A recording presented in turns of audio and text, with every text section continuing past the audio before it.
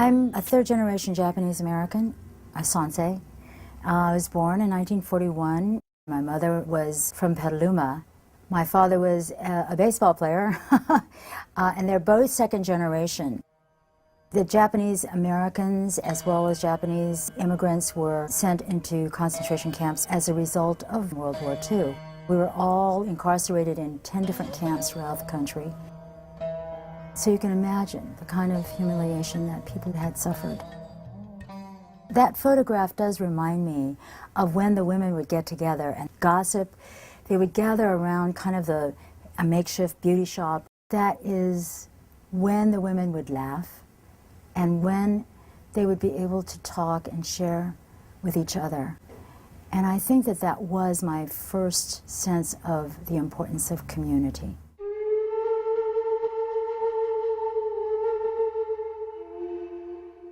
My mother and father divorced soon after we were released. She remarried about 2 years after her divorce. I thought he was a very, very nice person. And after they got married, things changed.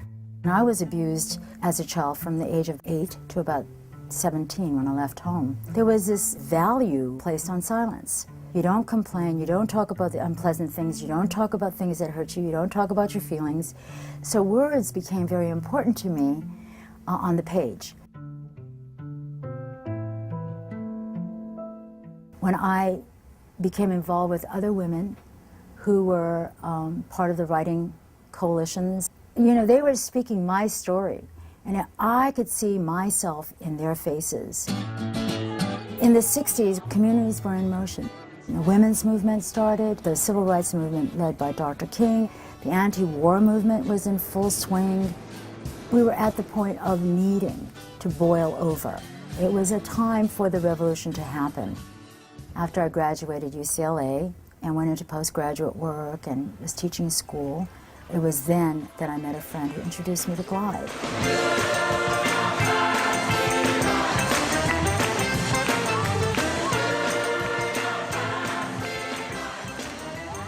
I got a part-time job here at Glide. In addition to Cecil, I met a community of young people, and I found my mirrors. Here they were on the margins, and I said, yeah, okay, this is where I want to be.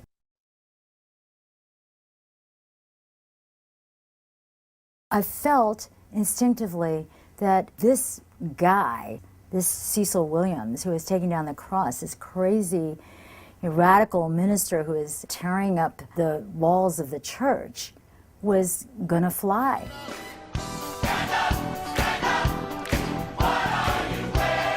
He was opening the doors and telling everybody to come in. I mean, the hookers, the pimps, the drug addicts, the hungry. You know, it was a very radical, wonderful, alive time. Cecil and I were working together for a few years. It was through the programs we built from the 60s into the 80s to serve the poor that he and I forged this partnership. These were the people who were my community and his community. They were our people. I think it is in realizing that our visions were very, very similar and very parallel that we forged a partnership. And he perpetually loved me. And we got married in 1982. Cecil sang, and he wore a fuchsia shirt, which totally upstaged everybody, including the bride. We started our recovery program in the 80s that opened the door to my seeing my own need for recovery. My mother broke her silence about the camps, and I believe in some ways that she modeled the power of what breaking your silence can do.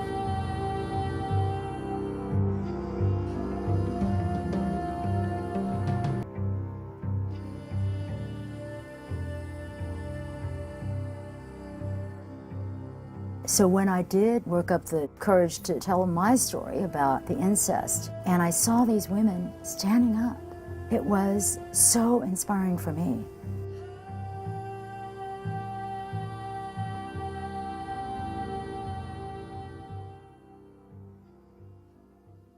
When you have the courage to break the silence and tell the truth, then you're saving your own life, but you don't know how many other lives you're touching.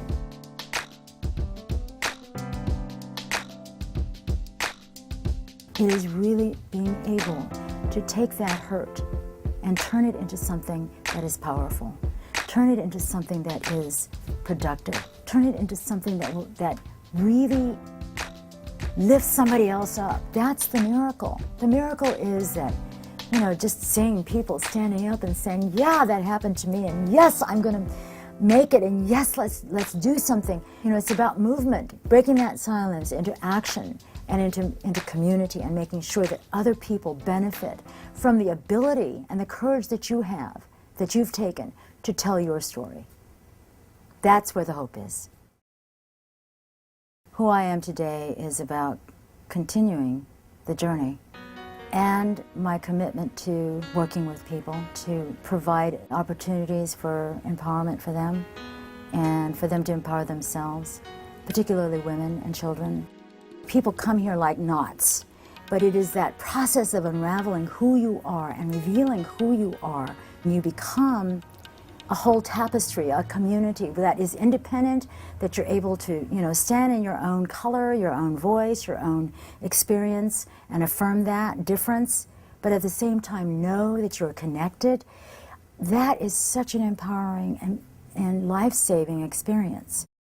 It is really in doing what is important for the other person that I think one finds one's own power.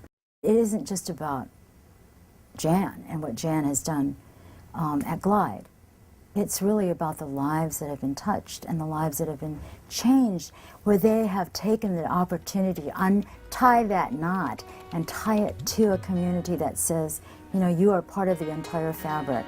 We are together.